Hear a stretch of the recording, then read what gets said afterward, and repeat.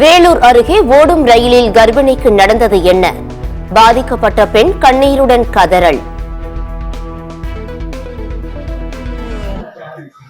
Dress எல்லாம் எடுக்கிறதுக்கு பார்த்தானா 2 பேருக்கு சண்டை வந்துருச்சு. வந்துட்டு முடிய பிடிச்சி தரன்னு இழுத்துட்டு வந்து அந்த வாசல்ல வந்து போட்டு தள்ளி விட்டானா. அதுக்கப்புறம் என்ன நடந்ததுன்னு தெரியல. ட்ரெஸ் எல்லாம் எடுக்கிறதுக்கு பார்த்தானா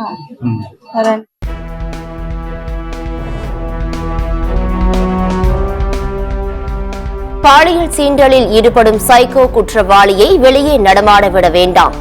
பாதிக்கப்பட்ட கர்ப்பிணி வேண்டுகோள்.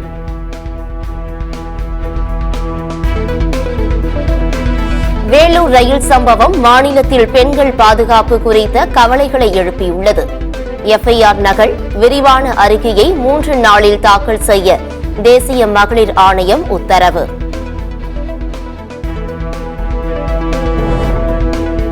பாலியல் குற்றத்தில் ஈடுபடும் ஆசிரியர்களின் கல்வி சான்றிதழ்கள் ரத்து செய்ய நடவடிக்கை எடுக்கப்படும்.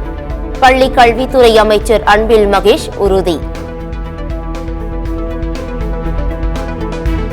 அதிமுக உட்கட்சி விவகாரம் தொடர்பான மனுக்கள் பிப்ரவரி 12ஆம் தேதி தீர்ப்பு வழங்குகிறது சென்னை உயர்நீதிமன்றம்.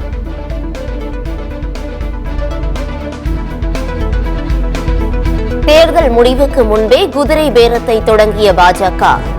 வெற்றி முகத்தில் உள்ள ஆம் ஆத்மி வேட்பாளர்களுக்கு தூது விடுவதாக பகிரங்க குற்றச்சாட்டு.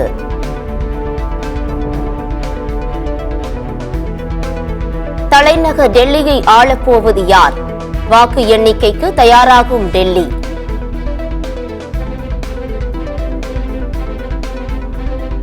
ஈரோடு கிழக்கு தொகுதியிலும் பதிவான வாக்குகள் நாளை எண்ணப்படுகின்றன.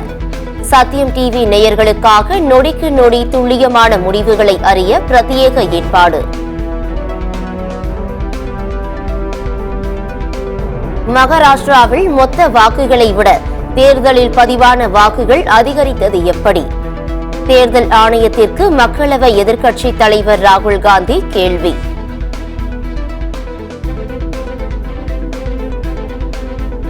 அலுவலகத்தில் விடுமுறை தராத ஆத்திரத்தில் சக நண்பர்களை கத்தியால் குத்திய நபர். ரத்தம் வழியும் கூர்மையான கத்தியோடு சாலை நடந்து சென்றதால் பரபரப்பு.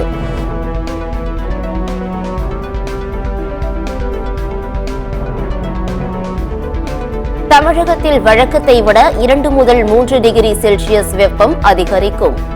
காலையில் லேசான பனிமூட்டம் காணப்படும் என வானிலை ஆய்வு மையம் தகவல்.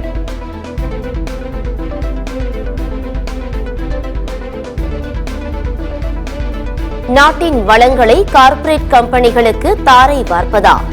நாடு எங்கே சென்று கொண்டிருக்கிறது என இந்திய கம்யூனிஸ்ட் கட்சியின் தேசிய செயலாளர் டி ராஜா கேள்வி.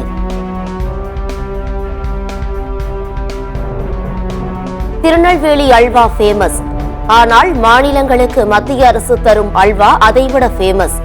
மத்திய அரசின் பட்ஜெட் குறித்து முதலமைச்சர் ஸ்டாலின் தாக்கு.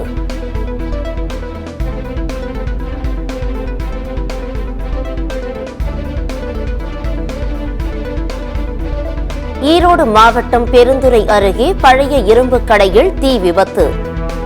கெமிக்கல் பாய்லரை உடைக்க முயற்சித்த போது எதிர்பாராத விதமாக வெடித்தது.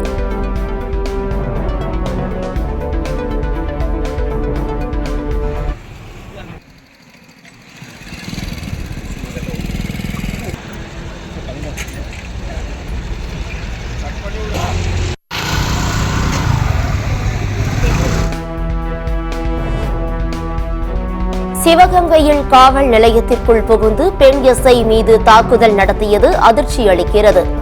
காவல் நிலையத்திலேயே காவலர்களுக்கு பாதுகாப்பில்லாத சூழல் நிலவுவதாக எதிர்க்கட்சித் தலைவர் எடப்பாடி பழனிசாமி குற்றச்சாட்டு. கிளாம்பாக்கம் பேருந்து நிலையத்தில் காத்திருந்த இளம்பெண் கடத்தப்பட்ட வழக்கில் கைதான 2 மாவுக்கட்டு. பிப்ரவரி 21ஆம் தேதி வரை சிறையில் அடைக்க செங்கல்பட்டு நீதிமன்றம் உத்தரவு.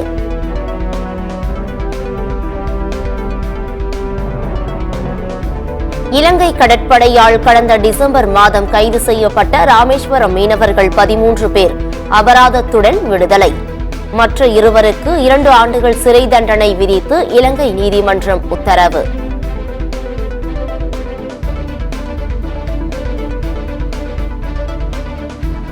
காரைக்கால் கந்தூரி விழாவை முன்னிட்டு அரசு மற்றும் தனியார் பள்ளி கல்லூரிகளுக்கு நாளை விடுமுறை. மாவட்ட நிர்வாகம் அறிவிப்பு.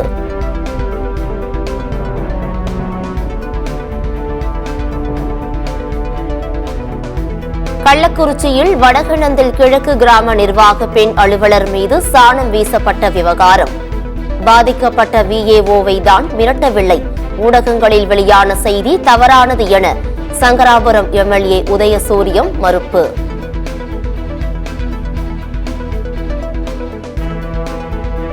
அமெரிக்காவுக்கு எதிராக தனக்கு முழு பலத்தை வெளிப்படுத்துகிறது ஈரான். ஆளில்லா விமானங்கள், ஏவுகணைகளை செலுத்தும் வகையிலான விமான தாங்கி போர்க்கப்பலை பயன்பாட்டிற்கு கொண்டு வந்தது. இங்கிலாந்துக்கு எதிரான 2வது போட்டியில் விராட் கோலி விளையாடுவாரா?